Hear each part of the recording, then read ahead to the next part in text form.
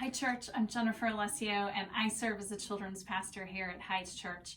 And I'm so glad that you joined me today, because today we're going to be talking about our new Summit Up series, 7 Miracles.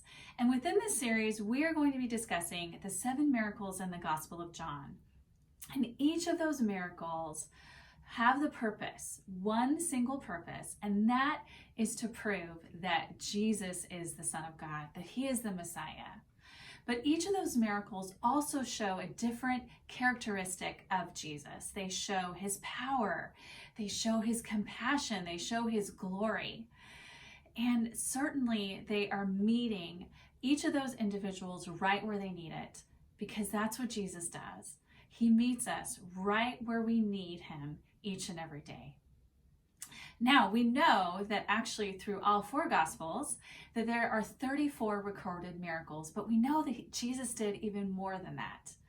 And the Apostle John tells us in John 21, verse 25, that Jesus did many other things as well.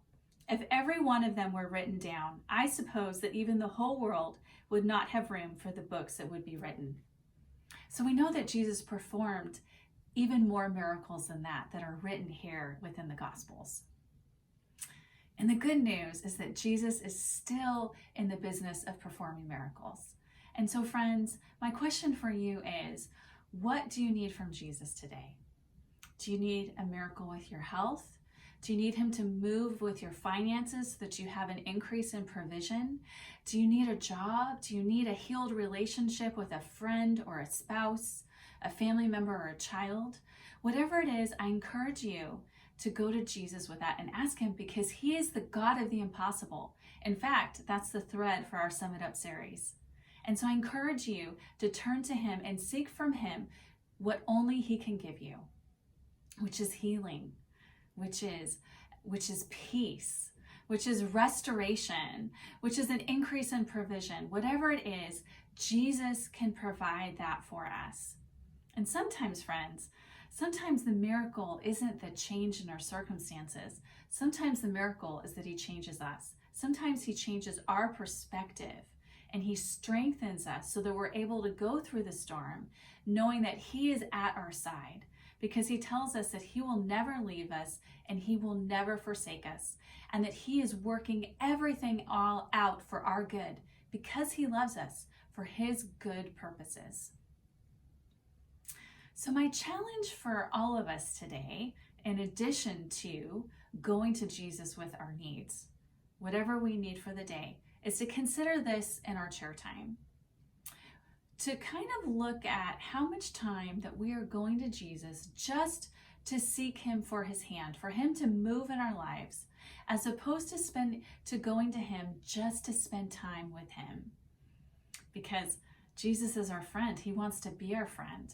And we know that in all of our relationships, if we're going to have a deep and satisfying relationship, we need to spend time with them. And we need to spend time with them just because we enjoy them and we want to be with them, not because we're looking for that friend to do something for us. And the same is with Jesus, the same is with God. For us to have that deep and satisfying relationship, it takes time and it takes intentionality. I know that I found in my own life, probably one of the most powerful changes that I've made in my own chair time is that I intentionally set time aside where I just am looking to spend time with Jesus, to sit in His presence, in silence, in peace, just to spend time with Him because I love Him. And I found that when I've incorporated that practice into my chair time, my relationship with Jesus has grown. It is deeper. I have a greater love for Him, and I have a greater sense of peace and a greater sense of knowing, of security, that no matter what life may throw my way, God is with me. God loves me. He will be with me no matter what.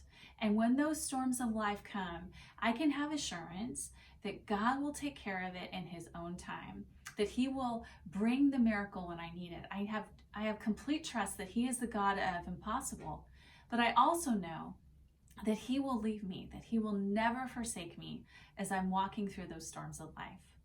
Okay, friends, I'm so glad that you joined me today. I hope you will take that time to go to God with what you need, and to examine how much of that time am I looking for God to do something for me, as opposed to just spending time with Him.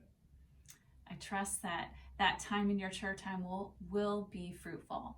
And also I encourage you to join us tomorrow. We're going to be diving into the first miracle in the book of John, which is when Jesus turns water into wine. It's going to be a powerful experience, and I know it'll be life-giving for you, and I trust that you will be glad that you did. Okay, friends, I'll see you next time.